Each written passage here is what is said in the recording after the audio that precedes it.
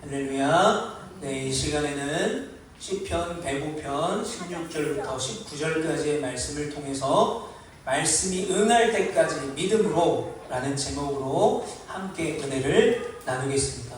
오늘 좀 전에 이제 여름성경학교가 마치게 되었는데 오늘 말씀을 또 여름성경학교 연장선에서 요셉의 말씀을 가지고 함께 은혜를 나누게 됩니다. 우리 성도님들 계속해서 기도해 주시고 함께 해주셔서 우리 교회 역사가 길진 않지만 역사상 1회 첫 번째 여름성경학교를 할 수 있어서 참 감사하고, 또 우리 어린이들이 피곤한데도 열심히 말씀 읽고 열심히 율동하고 열심히 참여해 주셔서 참 감사를 드립니다. 우리 이 자리에 있는 모든 어린이들에게 한번 박수할게요. 박수. 수고하셨습니다. 감사합니다. 여러분, 이런 말이 있다고 합니다. 철학은 고난을 인간 존재의 근본으로 인식하면서 그 의미와 가치를 탐구하는 문제로서 고난을 본대요. 자, 그런데 종교는 고난을 어떻게 보냐면, 종교는 고난을 의미 있는 대상으로 이해하면서 고난 속에서도 계속 살아갈 수 있는 이유와 목적을 제공해 주는 것이 바로 종교라고 합니다.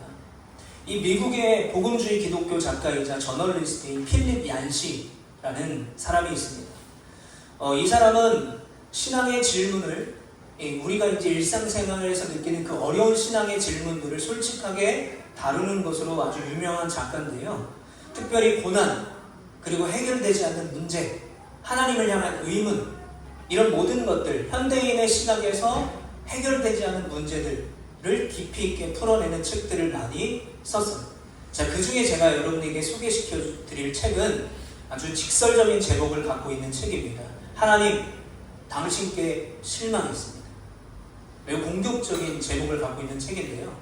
이 책을 보면 랜디라는 한 청년의 이야기가 나옵니다. 자, 이 랜디는 어떤 사람이냐면 평상시에 하나님을 뜨겁게 사랑하고 선교에 열심히 했고 교회 봉사에 자신의 청춘을 바친 사람이었어요.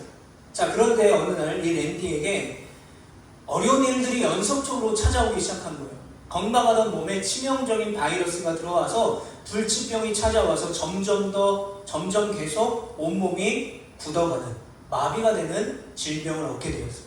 설상가상으로 자신을 사랑해주고 질병 가운데 지켜줘야 될 아내가 랜디를 떠나버렸습니다. 어느 날 무기력하게 침대에 누워서 점점 더 마비돼가고 있는 자신의 다리를 막 두드리면서 랜디가 이렇게 울부짖었다고 해요. 하나님, 제가 무엇을 잘못했습니까? 저는 주님의 뜻대로 살려고 발버둥 쳤는데 왜 제게 주시는 보상은 성공도 아니고 왜 이런 잔혹한 병마와 외로움만 저에게 주십니까? 랜디가 열심히 신앙생활을 했지만 그의 머리로, 그의 신앙적인 수준으로 또는 상식적으로 하나님의 이 일하심에 대해서, 하나님의 선하심에 대해서 전혀 찾아볼 수가 없었던 것이죠. 여러분, 우리가 보통 하나님 앞에 실망하는 이유가 무엇입니까? 하나님을 열심히 믿는다고 하고 신앙생활하지만 낙심하는 이유가 뭡니까? 한 가지죠. 하나님께서 약속하신 것과 우리가 기대하는 게 다를 때, 그때 우리는 낙심합니다. 그때 우리는 하나님을 원망합니다. 하나님, 저는 이렇게 되기를 원했는데 왜 하나님은 이런 방향으로 저를 이끌어 가십니까? 이해할 수 없죠. 자, 그래서 필립 얀시는 이 책에서 하나님은 우리의 기대를 충족시키는 분이 아니라고 말해요. 마치 이 AS 무슨 서비스 센터처럼 고객의 모든 만족을 아낌없이 만족시켜줘야 되는 분이 하나님이 아니라는 거예요. 하나님은 별점에 관심이 없어요. 별점이 5점이든 칭찬 스티커를 받든 안 받든 그게 중요한 게 아니에요. 하나님은 어떤 분이냐? 하나님은 신뢰해야 될 분이라고 이 책에서 말하고 있습니다. 그리고 이 랜디의 사례를 들면서 랜디의 문제는 해결되지 않았어요. 다시 이 랜디가 회개해서 하나님 품으로 돌아갔다, 또 질병이 고쳐졌다, 이런 얘기로 끝나지 않아요. 해결되지 않은 랜디의 사례를 통해서 하나님은 우리가 겪는 고난의 이유를 무조건 즉각적으로 설명해주거나 해결해주는 분이 아니라고 말씀하고 있습니다. 그리고 우리의 상식대로 우리가 계산된 해답을 내놓는 분이 하나님이 아니라, 하나님은 우리가 어떤 상황과 환경 가운데 있든지 신뢰하고 바라봐야 될 분이라는 것을 강조합니다. 여러분, 오늘 우리가 읽은 본문도 마찬가지예요. 바로 이런 질문을 가지고 있습니다. 하나님, 왜 나에게 이런 어려움을 주십니까? 인생의 어두운 밤을 지나고 있는 한 사람의 이야기가 담겨져 있습니다. 자, 오늘 말씀을 통해서 우리에게도 있는 고난, 우리에게도 있는 인생의 어두운 밤이 있다면 고난의 진정한 의미를 깨닫고 마침내 우리를 주님의 때에 승리케 하시는 하나님의 귀한 손길을 경험하는 우리 모두가 되시기를 간절히 축복합니다. 자, 여러분, 제가 퀴즈를 하나 드릴게요. 성경에 제일 먼저 시작하는 말씀은 뭘까요? 단어. 창세기의 첫 글자에 나오는 단어 뭐죠? 태초에 하나님이 천지를 창조하시니라. 이 성경의 제일 처음, 그리고 창세기의 제일 처음의 시작은요, 하나님께서 세상을 아름답게 보시기에 심히 좋았을 만큼 완벽하게 창조하신 이야기로 시작이 됩니다. 자, 그런데 이 창세기 50장, 창세기의 마지막 장을 보게 되면 바로 요셉의 죽음, 그리고 요셉의 입관, 요셉의 시신을 관으로 넣는 이야기까지 끝이 나요. 자, 창세기의 처음은 천지창조라는 생명의 시작으로 되지만 중간에 인간의 죄가 등장하고 그것 때문에 죽음이 시작되고 죽음으로 인간의 마지막은 끝나는 것처럼 보여요. 그리고 또 이 창세기 중간중간을 보면 어떤 역사가 있습니까? 아브라함과 이삭과 야곱과 요셉으로 이어지는 하나님의 그 축복의 계보.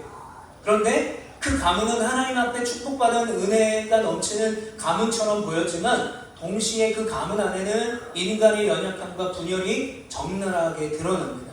자, 이삭의 두 아들, 쌍둥이죠. 야곱과 에서. 이 에서가 형인데 야곱이 얼마나 자기가 형이 되고 싶었는지 이 에서의 발을 잡고 태어납니다. 왜냐하면 이 당시에는 장자에 많은 축복이 있었기 때문입니다. 그래서 서로 원수가 되잖아요. 계속해서 부딪히고 싸우잖아요. 자, 그리고 그런 야곱에게 태어난 아들 몇 명입니까? 12명이에요. 그 12명의 아들은요, 4명의 다른 엄마가 있었어요. 친자식들 간에도 서로 싸우고 다투는데 4명의 엄마가 따로 있어요. 얼마나 많은 분열과 갈등이 있었겠습니까? 거기에 아버지 야곱의 지독한 편애를 받은 요셉이 있어요. 가뜩이나 싫은데 아버지의 사랑을 받아요. 요셉이. 그러니까 형제들이 시기하고 질투해요. 그래서 어떻게 합니까? 가장 뛰어나던 동생 요셉을 미워해서 구덩이에 빠뜨려요. 그리고 이방 나라 미디안 노예 상인에게 팔아버리고 어떻게 됩니까? 가족에게 버림받은 17살 소년 요셉이 애굽으로 노예로 팔려갔어요. 17살의 나이. 17살의 나이로 한 번도 가보지 못한 애굽이라는 나라에 여행을 간 것도 아니고 영어를 배우러 간 것도 아니고 노예로 팔려갔어요. 낯선 애국 땅에서 노예로 살면 얼마나 힘들었겠습니까? 그런데 또 열심히 일을 해서 보디발의 집에 들어가서 성실하게 일했는데 또 뭡니까? 돌아오는 것은 여주인의 모함. 그 모함 때문에 감옥에 갇히게 됐어요. 자, 그래서 오늘 시편 기자는 요셉의 그 비참했던 상태를 이렇게 말합니다. 시편 105편 18절을 보면 그의 발은 착고를 차고 그의 몸은 쇠사슬에 매였으니. 자, 착고를 차고 쇠사슬에 매인 삶이라고 말하고 있어요. 요셉은 지금 감옥에 갇혀 있어요. 그러나 몸이 갇혀 있지만 마음과 영혼도 억울함과 이해할 수 없는 하나님의 일하심에 대해서 쇠사슬에 매여 소망이 전혀 없는 절망의 상태에 빠져 있었습니다. 자, 그런데 놀랍게도 이 시편을 쓰고 있는 사람은 오늘 본문에 바로 그 다음 절 19절에 놀라운 반전의 이야기를 선포하고 있습니다. 자, 요셉이 억울하게 팔려가고 감옥에 갇힌 그 모든 사건의 진짜 주인이 누구였는지, 그 시간과 그 일들을 만들어주신 분이 누군지를 17절에 이렇게 말하고 있어요. 우리 한번 같이 읽어보겠습니다. 시작. 그가 한 사람을 앞서 보내셨으며 요셉이 종으로 팔렸도다. 자, 우리가 알기로는 형들이 요셉을 미워해서 판 것 같아요. 그리고 보디발의 아내가 유혹했지만 요셉이 거절했잖아요. 그것 때문에 화가 나서 이 악한 보디발의 아내가 요셉을 고소해서 감옥에 갇힌 것 같아요. 그런데 성경은 뭐라고 말합니까? 하나님이 온 세상을 구원하시기 위해 한 사람을 먼저 애굽으로 보내셨다는 거예요. 그게 누굴까요? 바로 요셉이라는 것입니다. 그리고 오늘 우리가 가슴에 깊이 새겨야 될 아주 중요한 구절, 19절 말씀에 이렇게 말하고 있습니다. 19절도 우리 같이 읽어봅니다. 시작. 곧 여호와의 말씀이 응할 때까지라 그의 말씀이 그를 단련하였도다. 아멘. 여러분, 요셉이 감옥에 갇혀있던 그 시간, 그리고 쇠사슬에 매여서 눈물을 흘리던 그 시간, 술 맡은 관원장과 떡 굽는 관원장의 꿈을 해석해 줬는데도 여전히 그들이 기억하지 못해서 3년 동안 더 감옥에 갇혀있던 그 순간은요, 잊혀진 시간들이 아니었어요. 버림받은 시간이 아니었습니다. 하나님은 요셉의 그 시간을 기억하고 계셨어요. 언제까지? 19절의 말씀처럼 여호와의 말씀이 응할 때까지, 여호와의 말씀이 응할 때까지 하나님은 요셉을 끝까지 인도하시고 바라보셨어요. 자, 여기서 응할 때까지, 무엇까지라는 말을 이 히브리어 원어로 보면요, 아드 에트라는 말을 쓰는데, 이건 그냥 단순히 막 시간이 흘러가는 내일 며칠까지 이런 개념이 아니라 하나님이 정하신 때라는 것을 말해주고 있어요. 그러니까 이 요셉의 고통과 고난의 시간들은 어떤 시간이에요? 하나님의 계획이 이루어지는 시간, 하나님의 말씀이 이루어지는 시간이라는 거예요. 하나님의 놀라운 계획이 이루어지기까지 하나님께서는 요셉을 순금과 같이 단련하셨습니다. 자, 그런데 여기서 신학적으로 아주 중요한 포인트가 있습니다.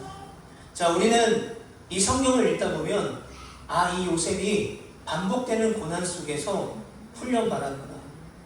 고난을 계속 받으니까 이 고난 속에 계신 하나님을 발견하고, 이 고난 속에서 계신 하나님을 발견하다 보니까 이제 고난이 아무것도 아닌 것처럼 여겨지겠구나라고 생각을 합니다.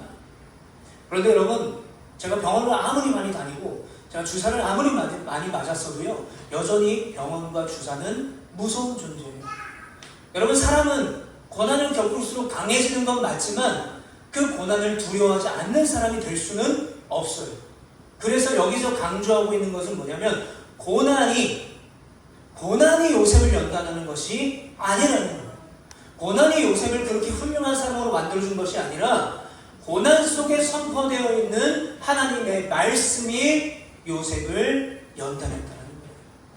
우리는 요셉이 이렇게 고난받았어 라는 것에 주목합니다. 물론 고난도 중요하죠. 고난도 하나님의 방법이에요. 그러나 고난이 요셉을 하나님을 잘 믿는 사람으로 만든 것이 아니라 고난 속에서도 하나님의 약속과 말씀을 붙들었던 말씀이 요셉을 연단했던 거예요. 우리가 성경학교 때 계속 이 요셉의 이야기를 나눴었는데, 그 요셉의 이야기가 뭡니까? 결국은 내가 하나님을 믿었더니, 하나님을 바라봤더니 하나님이 나를 기억해 주시고 나를 인도해 주셨구나. 제가 이제 20대 초반부터 육신의 질병이 있으면서 여러 가지 어려운 일들이 많았어요. 지금도 두 번째 신장 이식을 받고, 이 신장 이식 때문에 먹는 약들 때문에 여러 가지 또 다른 합병증들이 좀 있는데, 제가 젊을 때 이 육신의 질병 때문에 정말 하나님 앞에 정말 크게 통곡하면서 찬양했던 기억이 한 2번 정도 있는 것 같아요.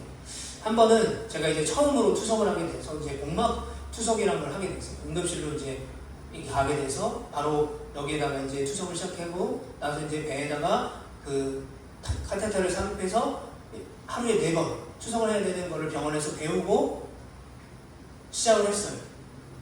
그리고 나서 이제 회복을 하고 제가 다시 교회에 예배를 드리러 갔을 때, 그때 제가 몸무게가 투석하기 전에 64kg 정도 나갔었는데, 이 목막소를 딱 하고 교회에 나갔을 때 몸무게가 52kg였어요. 그러니까 몸에 있는 노폐물과 수분이 다 빠지니까 몸무게가 확 줄어들었어요. 누가 봐도 아픈 사람의 몸을 이끌고 이제 교회를 가서 예배를 드리는데, 그때 청년부 예배 때 이 찬양을 했어요. 주가 보이신 생명의 길, 나의 길 오직 그가 하시나니 나를 단련하신 후에 내가 정금같이, 이 찬양을 부르는데 눈물이 막 터져 나오는 거예요. 하나님 앞에 통곡하면서 이 찬양을 부르면서 기도했던 것 같아요. 또 한 번은 언제냐면 대학원 때인데, 대학원 때 이제 동아리에서 비전 트립을 제주도로 왔었어요. 그때 이제 여자친구, 지금 저희 아내인데, 그 여자친구 아버지, 지금 장인어른, 교회에 가서 비전 트립 같이 하던 우리 대학원 동기들과 거기서 예배를 드렸어요. 지금은 이제 함덕에 성전이 있는데, 그때는 성전이 아니라 이제 컨테이너 건물에서 예배를 드릴 텐데, 거기서 주님 다시 오실 때까지라는 찬양을 부르는데, 이런 마음이 드는 거야. 주님이 나를 다시 일어나 세워주시는 분이구나. 내가 이 고난 속에서도 다시 오실 때까지 내가 이 질병 가운데도 연약함 가운데도 나를 붙들어 주시는 분이구나. 그러니까 나는 일어나 주님을 노래하고 찬양하면 되겠구나. 그래서 제가 억울하고 슬퍼서 눈물을 흘렸던 것이 아니라, 내가 이런 나의 모습을 하나님이 받아주시고 이렇게 연약함에도 하나님이 나를 사용하시는구나. 감사해서 그 찬양을 부르면서 눈물이 났던 것 같아요. 여러분, 오늘 본문의 요셉도 마찬가지입니다. 하나님의 말씀이 응할 때, 즉 하나님의 계획 안에 요셉이 총리가 돼서 형들과 제외했을 때, 요셉은 자신을 알아보지 못하는 형들을 피해서 2번이나, 성경에 따지고 보면 5번이 되지만 2번이나 몰래 숨어서 통곡하고 돌아왔어요. 어떤 눈물이었을까요? 나를 팔아먹은 형들을 바라봤을 때 분노가 있었겠죠. 그런데 내가 사랑하던 내 가족들을 이 타국에서 17살에 잡혀가서 30살에 총리가 됐으니까 13년인가요? 13년의 시간 동안에 한 번도 만나보지 못한 형제들을 다시 만나는 기쁨도 섞여 있었을 거예요. 그리고 그동안에 13년 동안 노예 생활하면서 억울하게 옥에 갇히고 또 많은 모함을 받았던 그 수많은 어려움들이 생각나면서 형들을 딱 만났을 때 눈물이 터져 나왔던 것이죠. 그런데 이 요셉은 그 13년의 시간 동안 하나님을 바라보고 하나님의 말씀을 붙잡았을 때 깨달았던 하나님의 놀라운 계획을 그 형들에게 이렇게 고백합니다. 창세기 45장 5절 말씀, 우리 같이 한번 읽어보겠습니다. 시작. 당신들이 나를 이곳에 팔았다고 해서 근심하지 마소서, 한탄하지 마소서. 하나님이 생명을 구원하시려고 나를 당신들보다 먼저 보내셨나이다. 아멘. 요셉이 뭐라고 고백합니까? 하나님이 당신들의 생명을 구원하시기 위해서 나를 먼저 보내셨습니다. 우리가 오늘 읽은 본문에 하나님이 요셉을 먼저 보냈다고 했던 하나님의 놀라운 계획을 요셉은 고난과 어려움 속에서 하나님의 말씀을 붙들었을 때 깨닫게 됐던 거죠. 하나님이 나를 버리신 것이 아니구나. 내가 혼자가 아니구나. 하나님이 나를 외면하는 것이 아니라 하나님이 하나님의 말씀이 응할 때까지 나에게 고난이라는 것을 통해서 하나님의 말씀을 깨닫게 하셨구나 라는 것을 요셉은 깨닫고 믿음으로 선포했던 거예요. 여러분, 그리고 고난하면 우리가 대표적으로 생각나는 인물 한 명이 더 있죠. 바로 욥이에요. 여러분, 욥은 아무런 죄가 없이 하루아침에 모든 재산과 자녀를 다 잃어버리고 자신의 몸마저 병들어서 그 뜨거운 잿더미 위에서 기왓장으로 몸을 긁어야 되는 질병까지 생겼어요. 사랑하는 아내는 이 욥을 정죄하고 떠났고요. 사랑하는 친구들, 3명의 친구들이 찾아와서 뭐라고 말하냐면, 네가 죄를 지어서 그렇다. 너가 기억하지 못하는 죄를 지었기 때문에 너가 지금 하나님의 심판을 받는 거다 라고 손가락을 찔렀어요. 그래서 욥은요, 자신의 생일, 자신의 태어남마저 저주할 만큼 극심한 고통 속에서 하나님을 향해 울부짖었어요. 그러나 그 고난의 긴 터널을 지나며 하나님의 말씀이 그를 달려놨을 때 욥이 마침내 이렇게 고백할 수 있었습니다. 우리 같이 믿음으로 선포하며 함께 읽어보겠습니다. 시작. 그러나 내가 가는 길을 그가 아시나니 그가 나를 단련하신 후에는 내가 순금같이 되어 나오리라. 아멘. 사랑하는 성도 여러분, 이 요셉과 이 욥이 거쳐간 고난의 시간은요, 버려짐의 시간이 아니었습니다. 나의 얕은 지식과 경험을 내려놓고 오직 하나님의 말씀을 붙들고 하나님의 일하심을 신뢰하는, 그래서 그 과정 속에서 정금으로 순금으로 재창조되는 거룩한 연단, 훈련의 시간이었습니다. 여러분, 오늘 요셉의 이야기는요, 그래서 단순히 이방인의 신분, 그리고 노예의 신분에서 열심히 노력했더니 총리에 오르기까지 성공한 성공담의 이야기가 아니에요. 제가 예전에 대학생 때 정말 많은 아이들이 연합해서 모이는 캠프에서 사역을 한 적이 있었어요. 서울에, 괴산에, 또 창원에 이렇게 옮겨 다니면서 이제 사역을 한 적이 있었는데 거의 500명 정도 어린아이들이 모였어요. 그래서 대학교 강당에서 이렇게 예배드리고 대학교 기숙사에서 잠을 자고 했는데 그 중에 이제 주제가 몇 가지 있는데 하나가 요셉 이야기예요. 제가 기억하기로는 창원대학교였던 것 같은데 강당에 아이들이 모였어요. 문제는 뭐냐면 이 대학교가 방학기간이라 에어컨이 시원찮은 거예요. 500명이 가까이 되는 아이들이 강당에 모였는데 에어컨이 잘 안 나오죠. 에어컨이 숙소에도 기숙사에도 에어컨이 잘 안 나오는 거예요. 막 율동하고 막 찬양하는데 아이들이 막 옷이 다 젖고 막 땀 범벅이에요. 또 이제 강사님은 막 1시간 가까이 막 피를 토하면서 설교하세요. 그 더운데. 저녁 집회가 다 끝나고 이제 기도하는 시간이 됐습니다. 강사 목사님이 불을 다 끄라고요. 그리고 500명이나 되는 아이들에게 다 무릎을 꿇고 기도합시다 하는 거예요. 목소리도 막 걸걸어. 다 무릎을 꿇고 기도합시다 이러잖아요. 그 아이들이 막 땀을 뻘뻘 흘리는 아이들이 막 다 무릎을 꿇었어요. 불은 다 꺼져서 깜깜해요. 이 강사 목사님이 기도 인도하는데 이렇게 기도 인도하셨어요. 제가 아직도 기억나요. 어린이 여러분, 우리도 하나님께 열심히 기도하고 믿음으로 살면 요셉이 총리가 된 것처럼 우리도 위대한 사람이 될 수 있습니다. 우리 같이 기도할 때 우리 중에 위대한 교수가 나올 거고 위대한 운동선수가 나올 거고 우리나라를 대표하는 노벨 문학상을 받는 사람이 나올 거고 위대한 정치인, 위대한 과학자가 나올 것입니다. 우리 함께 그것을 위해서 기도합시다. 그때 제가 이제 드럼을 치고 있었는데 그때는 20대 때라 그렇게 기도해도 되는 거라고 생각했어요. 요셉 이야기가 그런 거라고 믿었어요. 그런데 지금 생각해 보니까요, 요셉의 진짜 이야기는 위대한 사람이 되는 게 아니에요. 총리가 되었습니다. 끝! 우리도 총리가 될 수 있습니다가 아니에요. 이 요셉의 이야기는 구약 전체가 가리키고 있는 단 한 사람, 바로 예수 그리스도의 십자가의 복음을 더 선명하게 보여주는 말씀이에요. 여러분, 요셉이 형들에 의해서 팔려갔죠. 하나님의 독생자 예수님도 자기 백성에게 배척을 받고 가룟 유다에게 의해서 은 30에 팔리셨어요.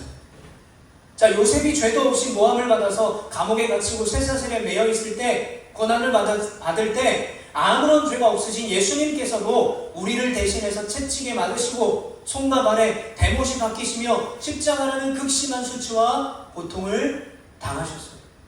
그 당시의 사람들의 눈에 이 십자가는요, 완벽한 실패였어요. 왜냐하면 그 당시에 가장 극악무도한 죄를, 범죄를 지은 사람이 달리는 처형 방법이 십자가 처형이었어요.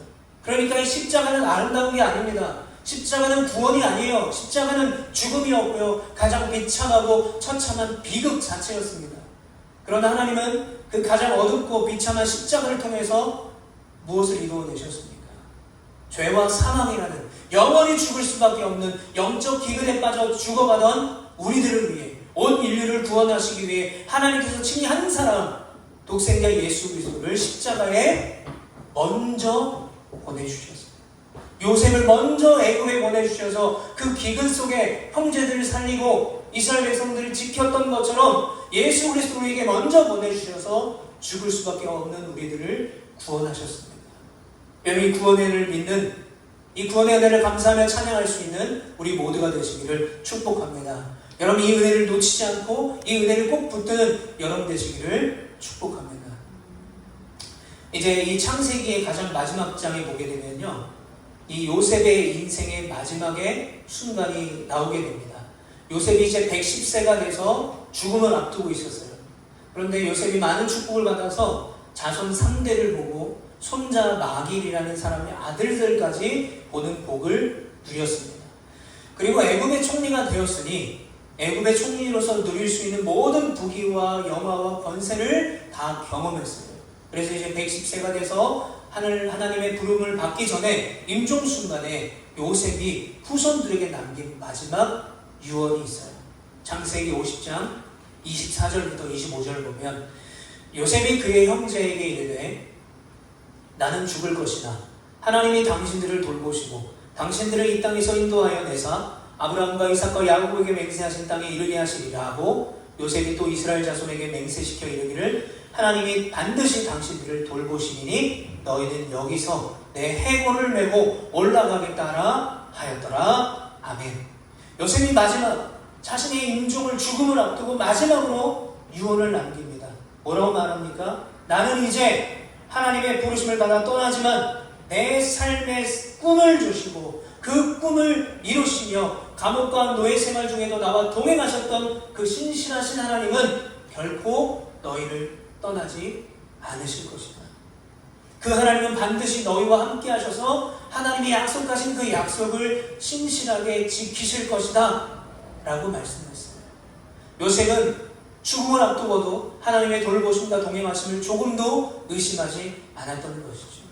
이 요셉이 여전히 고백했던 그 믿음의 고백이 죽기 전에도 터져 나왔던 거죠. 그렇게 자신이 죽은 후에 수백 년이 지나더라도 이스라엘 백성이 애굽을 떠날 때 자신의 유고를 메고 약속의 땅, 하나님이 약속하셨던 그 가나안 땅에 들어가게 하신 약속을 믿고 그 유고를 들고 올라가라고 맹세까지 시킨 거예요. 이것이 바로 임종 앞에서 선포한 요셉의 위대한 믿음이었습니다. 여러분, 결국 이 창세기 전체가 우리에게 보여주는 진리는 무엇입니까? 하나님께서 세상을 창조하시고 그러나 인간은 죄로 인해서 에덴 동산에서 쫓겨나지만 하나님은 단 한 번도 인간을 포기하지 않으셨어요. 그럼에도 끝까지 사랑하셨고요. 끝까지 함께 하시는 믿음의 사람들을 통해서 자신의 구원의 역사를 신실하게 이루어 가신다는 것을 창세기에서 말씀하세요. 그래서 히브리서에서는 그 창세기의 믿음의 사람들을 이렇게 설명하고 있어요. 믿음으로 아브라함은 부르심을 받았을 때에, 믿음으로 야곱은 죽을 때에, 믿음으로 요셉은 임종시에, 반복되는 말씀이 있죠. 바로 믿음으로예요. 믿음으로. 하나님의 역사를 이루어간 사람들은 모두 믿음으로 아브라함은 부름을 받았을 때 순종했고, 믿음으로 야곱이 죽을 때에 강아들을 축복했고, 믿음으로 요셉은 죽을 때에 믿음으로 살았다라는 것입니다. 아브라함도 야곱도 요셉도 모세도 하나님의 말씀이 응할 때까지 믿었다라는 거예요. 믿음으로 순종했다라는 것입니다. 내 눈앞의 상황과 환경은 암담하고 갈 바를 알지 못하고 아득한 광야 같을지라도 하나님이 나와 함께 하신다라는 말씀을 끝까지 믿을 수 있는 여러분 되시길 축복합니다. 나에게 있는 하나님의 계획, 나를 향한 하나님의 선하신 계획, 그 말씀이 응할 때까지 인내하며 말씀을 붙들고 살아갈 수 있는 우리 모두가 되시길 바라요. 우리가 그렇게 살아갈 때 아브라함처럼 갈 바를 알지 못해도 믿음으로 순종할 때, 요셉처럼 감옥에 갇혀도 믿음으로 하나님의 약속을 바라볼 때, 임종 앞에서도 하나님은 반드시 우리 민족을 지킬 것이라는 믿음을 확신했던 요셉처럼 고백할 때 우리도 이렇게 고백할 수 있을 거예요. 하나님이 나와 함께 하십니다. 아멘. 하나님이 나와 함께 하십니다. 하나님이 내 삶을 당신의 선하신 계획 가운데 반드시 인도하실 것입니다. 그래서 나는 믿음으로 주님을 바라봅니다. 이런 아름다운 믿음의 고백을 할 수 있는 여러분 되시기를 축복합니다. 이 믿음의 고백과 함께 어떤 어려움과 어떤 낙심과 어떤 좌절의 순간에 하나님의 말씀이 이해되지 않는 그 순간 속에서도 위대한 믿음으로 하나님을 바라보며 순종해서 오늘 아브라함과 이삭과 야곱과 요셉을 끝까지 인도하셨던 하나님의 그 인도하심이 저와 여러분들 삶 가운데 넘치기를 간절히 축복합니다. 우리 시간